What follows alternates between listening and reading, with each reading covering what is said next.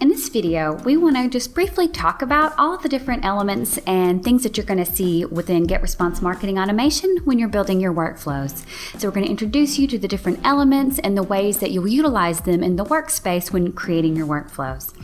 And now, just as a quick disclaimer, you might be noticing these green dots as I am going through the video today. That's simply because I'm going through this interactive tutorial that we have available for GetResponse Marketing Automation within your workflow creator. And so it's basically a way that you could go through and be able to build a workflow that's guided, so you could kind of see for yourself a way that you could build an example workflow with the elements you have available. But maybe if you don't want to go through that video yourself, or that tutorial yourself, you could actually just have a look at this video and get an introduction to all of the different elements you have available, all of the different filters, actions, and conditions that you're going to use when creating your workflows. And so you can see here, whenever we've got our workflow creator opened up, you're going to want to, of course, give the workflow a name so you can reference it later. And then you're going to be able to see these different conditions that are available whenever someone is actually going to begin your workflow. So there's these basic ones available, like, for example, subscribes. So a condition of when someone subscribes, we're going to then do this. There's a tag and scoring section for conditions, so if someone has a particular score or tag, and then there's these e-commerce conditions as well. But like I said, I'm going to go through this kind of predefined workflow we have, just so you can see an example of a workflow that you could use within your own marketing automation goals.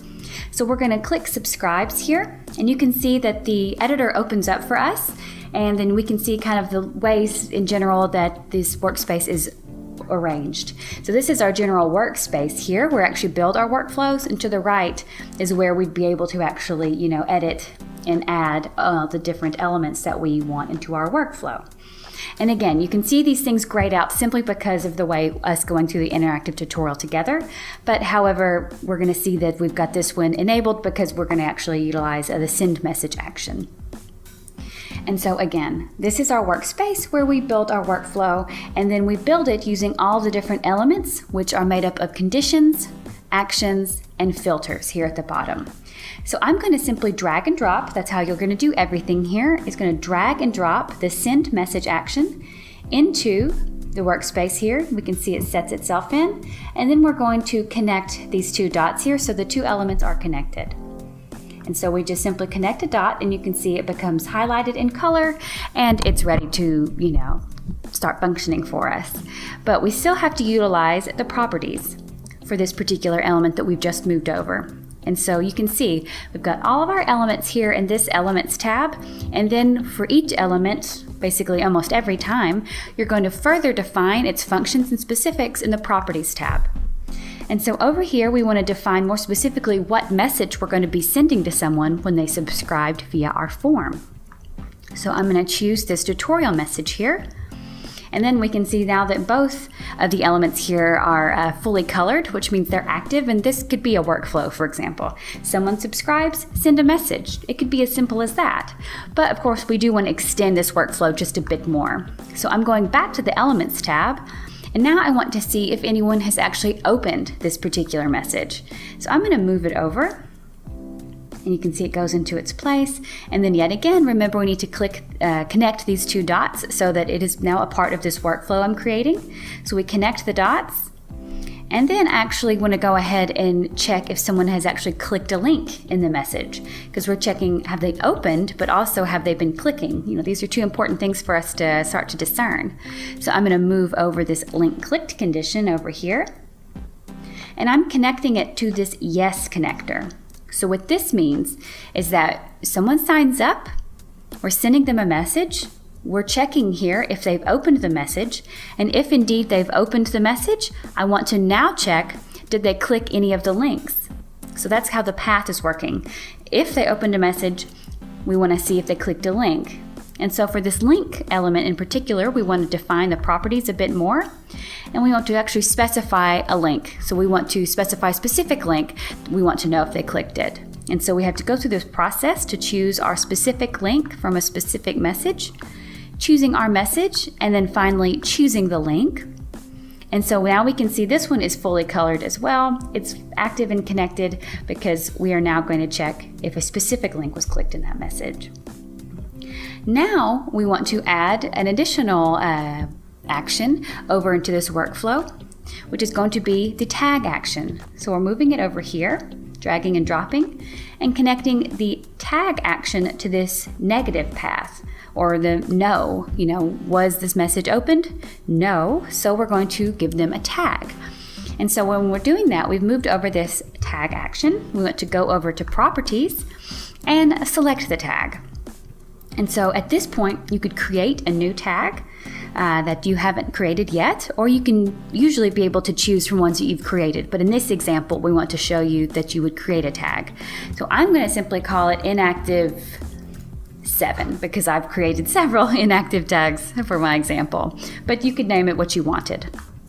And so we'll add it, and now you can see it's active now. If they did not open this message, assign the tag of inactive 7 to their subscriber profile. Now moving back over to elements, because we've got even more we want to build to this workflow, we want to use this scoring action. So this is a really cool one as well. We could begin to actually score subscriber engagement and behavior, which would really help you, see really who some of your loyal, engaged customers, maybe which ones are kind of lagging behind, and create some strategies like that. But we're going to move over the scoring action over here, dragging and dropping, and yet again connecting it to the positive path, or the yes condition, basically, if someone did click that link. So the specific link we specified up here, if someone clicked the link, if they did indeed click it, we want to give them a score. So we need to go back to properties and add points. So it's up to you how you set up your own scoring system.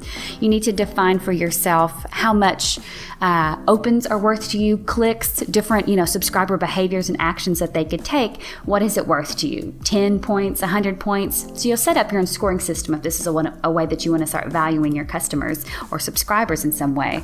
I'll say 100 points. And so if someone clicks this link, we're going to give them 100 scoring points. And now we're going back over to the tag action again, because for those who did not click that specific link in our message, we want to give them their own tag. So I'm going to connect them again and go back to properties and be able to select from the tags that I already have created. So for example, we could choose an additional inactive contact, or maybe not engaged, or a tag. So we could choose any of the tags that we wanted that are already created here. And now I'm going to go back to the elements and utilize another action here called wait. So this is fairly straightforward, hopefully by its name, but this is an action that we're moving over here, and we are going to wait some amount of time before we do something else. It's a good idea to, put some time, put some gaps in between particular maybe actions and conditions that you do, so everything is not just, immediate and you're blasting subscribers with all of these workflow messages immediately. You can space it out a bit, give it some time. And so we moved over the wait action, but we need to go over to properties and define how long we should wait. So let's simply say, in this case, we want to wait 2 days. And so we could do this here.